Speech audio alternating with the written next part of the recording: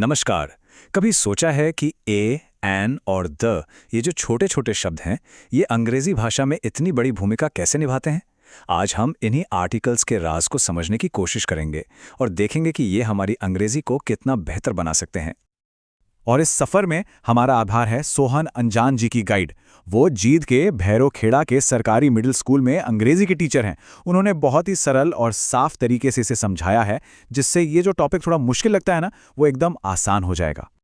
A teacher, an apple, the अर्थ।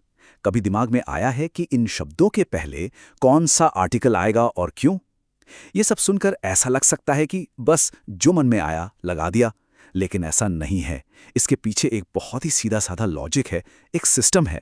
तो चलिए आज इसी पहेली को सुलझाते हैं। तो सबसे पहले ये आर्टिकल्स आखिर हैं क्या?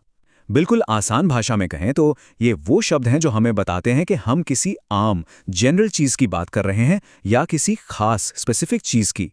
ग्रामर में इन्हें डिटर्मिनर्स भी कहते हैं, मतलब जो किसी चीज को डिटरमाइन या निर्धारित करते हैं। तो चलिए अपने पहले सेक्शन से शुरू करते हैं। आर्टिकल्स क्या हैं? और यहाँ हम एक बहुत ज़रूरी बात पर ध्यान देंगे जिसे लोग अक्सर नज़रअंदाज कर देते हैं, और वो है इनका उच्चारण, यानी प्रोनंसिएशन। सही उच्चारण ही सही इस्तेमाल की पहली सीढ़ी है। अब ये बहुत दिलचस्प बात है। हर आर्टिकल को बोलने के दो तरीके होते हैं, एक वीक फॉर्म और एक स्ट्रॉन्ग फॉर्म।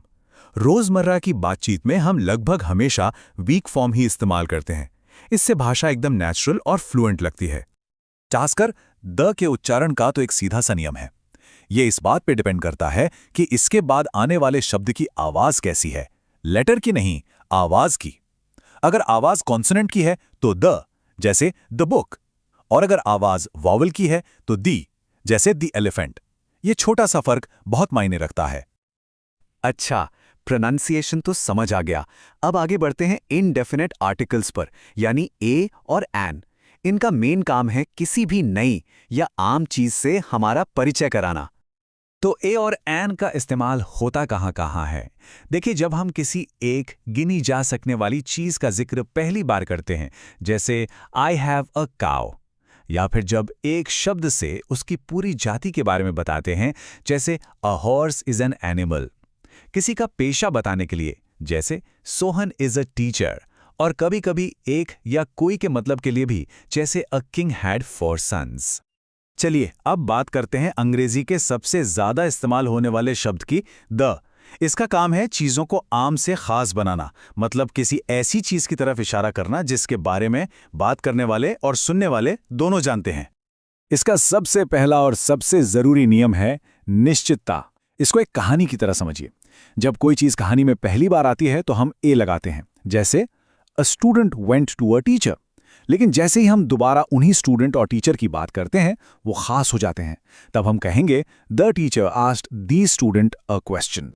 इसके अलावा द का इस्तेमाल उन चीज़ों के लिए भी होता है जो दुनिया में अपनी तरह की एक ही हैं, मतलब यूनिक हैं। सोचिए, the sun, the Himalayas, the Ganga, इनका नाम लेते ही हम सब समझ जाते हैं कि किसकी बात हो रही है।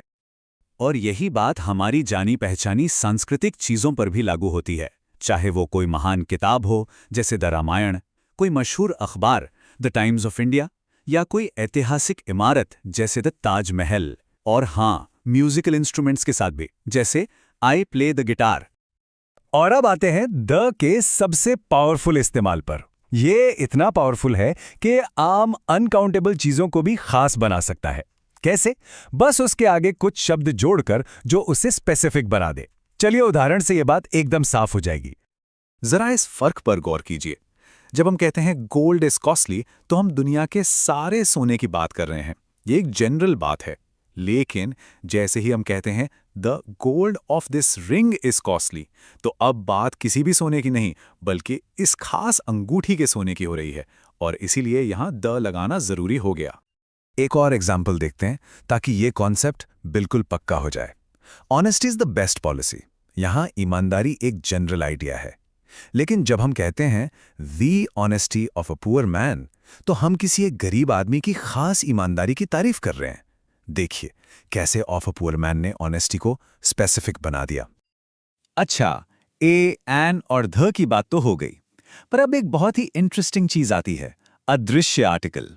मतलब कभी कभी सबसे सही आर्टिकल होता है कोई भी आर्टिकल नहीं लगाना। इसे जीरो आर्टिकल भी कहते हैं और ये तब इस्तेमाल होता है जब हम जनरल कैटेगरीज की बात करते हैं। तो ये जीरो आर्टिकल कहाँ लगता है? ज्यादातर बड़ी सामान्य श्रेणियों के लिए, जैसे कोई भी भाषा, आई नो इंग्लिश, कोई सब्जेक्ट, शी स्टडीज फिजिक्स, खेल, वी प्ले क्रिकेट, दिन या महीने, टुडे इज मंडे, या फिर खाने पीने की बातें, हैव यू हैड डिनर, इन सब में आर्टिकल की जरूरत नहीं है। लेकिन हाँ, एक बात याद रखनी होगी, अंग्रेजी में एक्सेप्शंस यानी अपवाद तो होते ही हैं।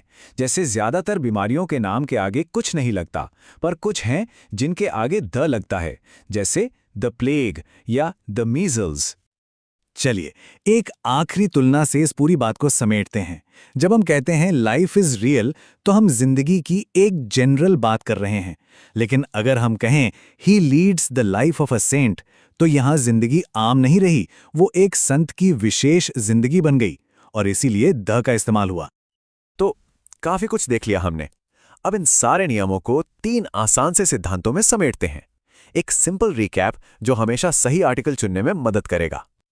अगली बार जब भी कंफ्यूजन हो तो बस ये 3 सवाल खुद से पूछने हैं।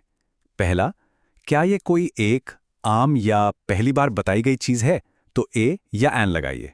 दूसरा, क्या ये कोई खास, अनोखी या पहले बताई जा चुकी चीज है? तो द लगाइए।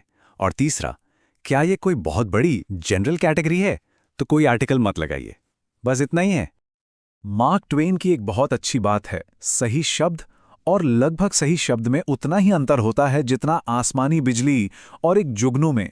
आर्टिकल्स के मामले में भी यही बात है। इनका सही इस्तेमाल हमारी भाषा को जुगनू की टिमटिमाहट से आसमानी बिजली की चमक दे सकता है। तो अब जब ये नियम थोड़े साफ हुए हैं, अगली बार कुछ भी अंग्रेजी में पढ़िए या सुनिए तो जरा इन छोटे छोटे शब्दों पर गौर कीजिएगा। ए, एन, दी, ये हर जगह हैं, चुपचाप अपना काम कर रहे हैं, और अब हमें पता चलेगा कि ये वहाँ क्यों हैं और उनका असली मतलब क्या है।